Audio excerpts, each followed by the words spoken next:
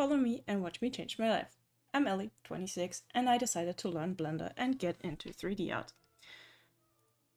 I'm mostly interested in actually animating, but thought that it would be best to understand the basics of modeling so that when something doesn't work out the way I wanted to, I will know why.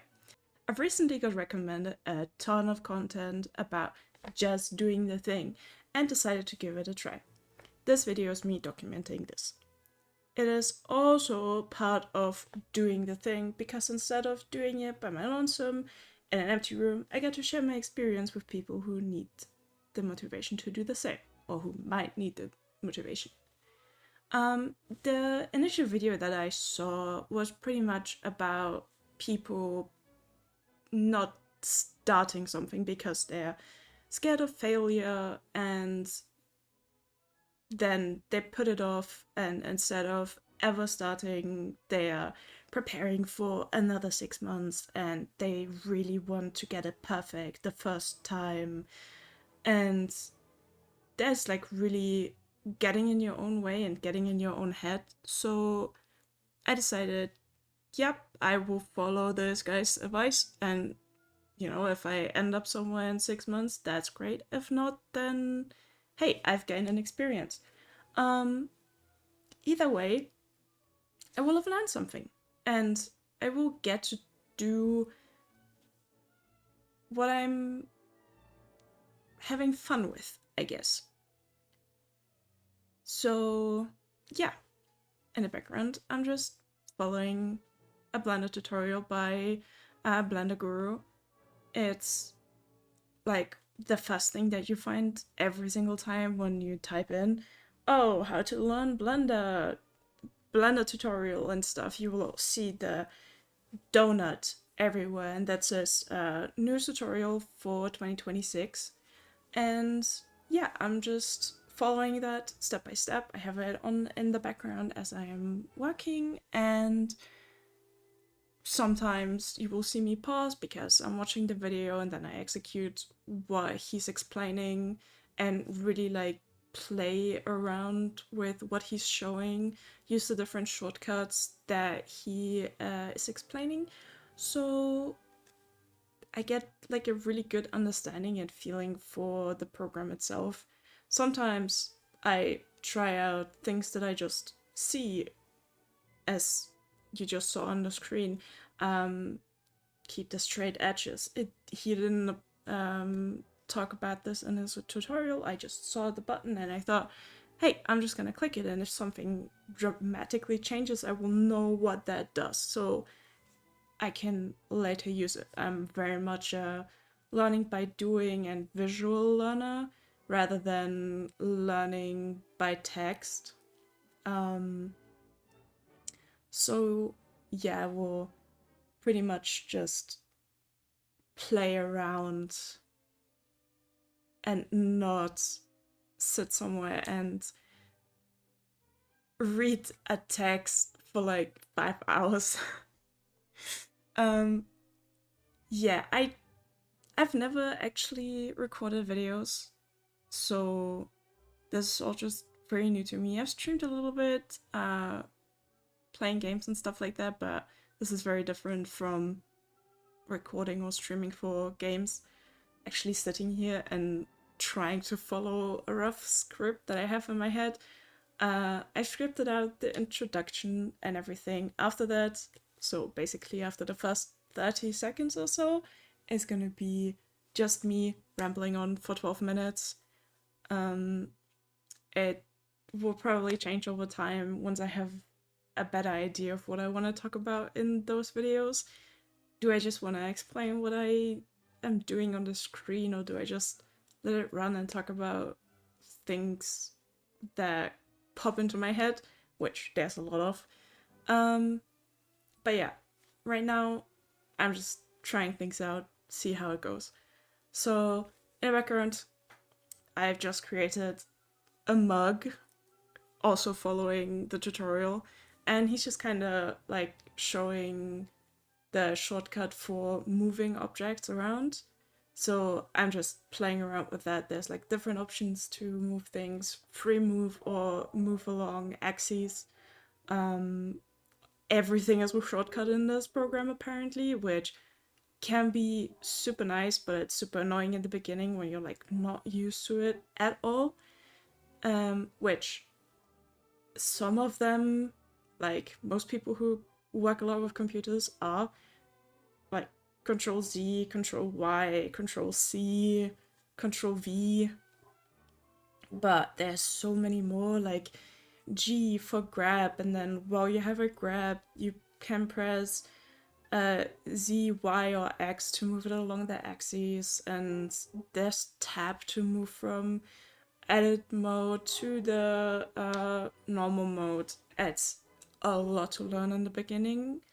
So yeah, I'm just playing around, figuring it out as I follow along with the tutorial. So yeah, there you see me like just tap in and out. That's when he's explaining that's the shortcut for it. So it like really gets stuck in my brain. Um, and kind of like reviewing the footage later on also helps um, getting that information stuck in my brain. Like right now, I see he explained, oh, press 1, 2, 3 to change from what was it called again? Vertices to faces and stuff like that. I pressed 1, 2, 3, but the thing is, I changed my settings in Blender because I don't have a numpad. So my 1, 2, 0 buttons are emulating a keypad, so that didn't work for me. So I actually have to go and click on the different buttons at the top. That's not a big deal for me personally, but it might become a big deal later on when it's about like getting into a specific workflow for actual work. But that's a future me problem, not a current me problem. So yeah, right now he's just explaining that you don't actually have to change the mesh to make the walls for a cup, for example. He showed the solidify tool, which is like a modifier you can kind of toggle on and off, and you will always see the base mesh that you initially created, which is super neat. It's part of the non-destructive workflow that he explained. And yeah, so just playing around with that as I'm again following along with the tutorial, and he's explaining the next function, which I actually forgot what it was called. You can kind of see it on the screen, but for me it's too small to even read. So yeah, again, something that is very non-destructive. It's basically just taking 2 points and adding what was it, vertices in between. So instead of having two rough edges, you have a point that's in the middle, so it's like kind of rounded out, and the more layers you add, the rounder it becomes. There you can just see me basically pausing and trying to understand what he's explaining before I go back and actually follow what he was just doing. He's doing it in such a nice tempo. You can really like leave the video on in the background and follow as he's doing it, because it's like a really really nice tempo. There I just look and see, okay, the function that he just explained, you can kind of put a cut in with Control R, and I'm just looking at how the object acts as I'm moving it up and down. And then I go back to the video and follow what he's doing as well, which is putting a cut at the top and a cut at the bottom. So basically the points that are getting rounded out have a start and an end to it.